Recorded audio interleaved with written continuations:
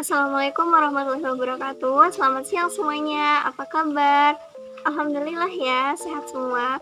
Semoga kita semua selalu dalam lindungannya.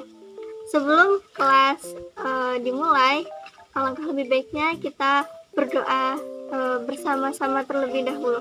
Bismillahirrahmanirrahim. Raditu billahi robba wa bil islami dina wa bi Muhammadin nabiyyan wa rasulah.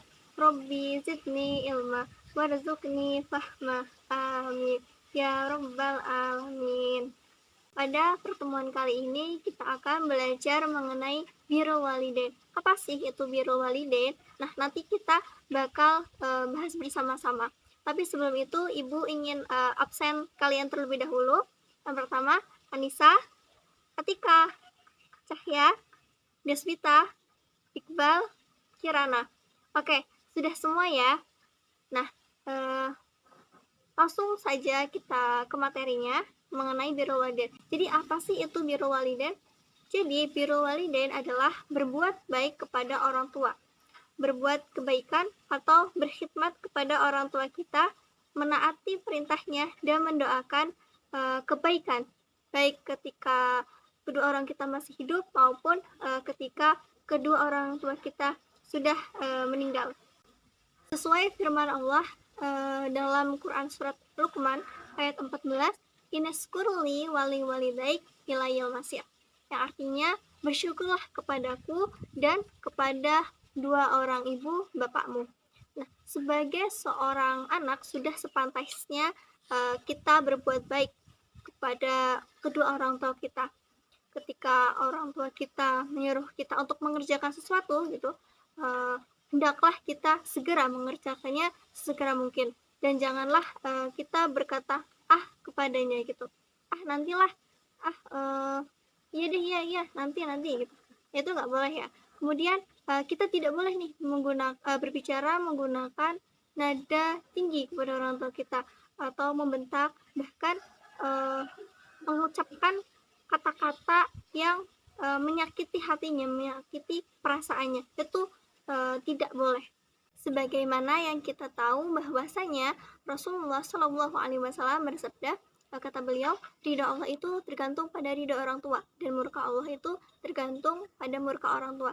Nah, jadi kita nggak boleh tuh macam-macam sama orang tua gitu. Kayak gimana pun sifat dan perilaku mereka, mereka tetaplah orang tua kita dan kita harus hormat kepadanya. Kemudian kenapa sih kita harus berbakti sama orang tua? Nah, ada banyak alasan mengapa kita harus berbakti kepada orang tua. Di antaranya itu, orang tua kita itu telah banyak berkorban gitu untuk kita. Kayak ibu itu berani mempertaruhkan nyawanya ketika melahirkan kita ke dunia.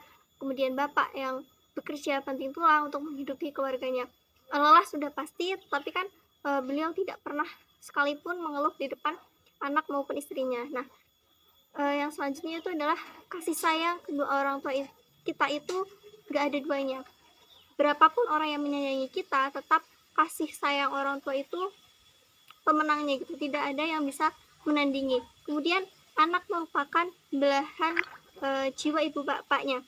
Tanpa kita ketahui, terkadang orang tua itu berdoa agar anak-anaknya itu diberikan umur panjang, ya kan, senantiasa sehat selalu. Terus kadang tuh bahkan mereka lupa untuk mendoakan dirinya sendiri. Nah, itulah bukti bahwa orang tua kita itu begitu menyayangi kita, memprioritaskan kita. Nah, kemudian muncul pertanyaan seperti ini, Ibu, saya ingin berbakti kepada orang tua saya, tetapi keduanya sudah meninggal misalnya begitu, atau salah satunya. Nah, perlu diketahui bahwa perintah untuk berbakti kepada orang tua itu tidak hanya berlaku ketika ibu bapak kita masih hidup, tetapi hingga keduanya meninggal.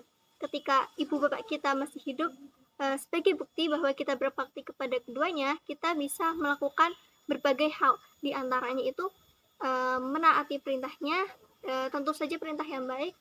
Ketika perintah itu menyimpang dari agama, kita tidak berkewajiban untuk mengikutinya. Yang kedua, tidak mengucapkan perkataan yang menyakiti hatinya. Yang ketiga, berusaha menyenangkan keduanya. Waktu kita kecil, orang tua kita selalu berusaha untuk membahagiakan kita. Ketika kita dewasa, kita berusaha membalasnya dengan berusaha untuk menyenangkan hati keduanya gitu. Yang selanjutnya itu bersikap santun. Terkadang saya miris melihat ada anak yang saking dekatnya sama orang tua itu hilang adabnya, padahal dia orang tuanya. Nah, ibu rasa hal tersebut kurang pantas. Dekat boleh, tetapi harus memperhatikan unggah-ungguhnya, ada batasan yang memang tidak bisa dilalui gitu. Dan terakhir adalah senantiasa mendoakan mereka. Nah, yang tadi itu kan ketika orang tua kita masih hidup. Ketika orang tua kita sudah meninggal dunia, kita bisa melakukan beberapa hal gitu. Yang pertama, kita bisa meneruskan perjuangannya gitu, perjuangan orang tua kita semasa hidup.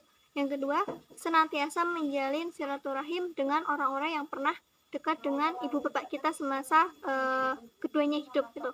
Yang ketiga yaitu memandikan, mengkafani, menyolatkan, dan menguburkan jika memang kita masih bisa bertemu dengan jenazahnya.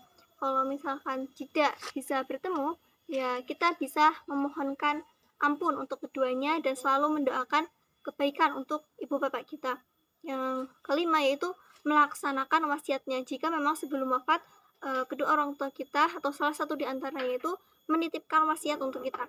Yang terakhir yang tidak kalah penting adalah melunasi semua hutang atau tanggungan yang ditinggalkan oleh orang tua kita.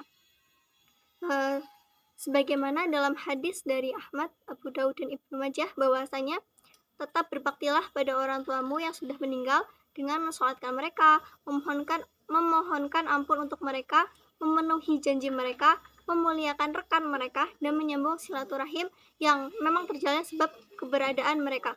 Nah, itu tadi beberapa hal yang bisa kita lakukan sebagai seorang anak kepada orang tuanya, sebagai perwujudan bakti kepada ibu bapaknya.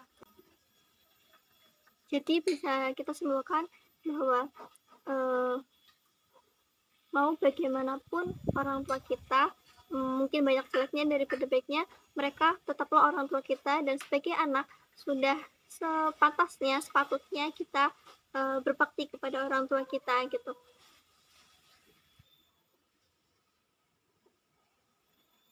Mengingat waktu yang sudah hampir selesai, kita akhiri saja kelas pada siang hari ini dengan bacaan hamdalah bersama-sama. Alhamdulillahirabbil alamin.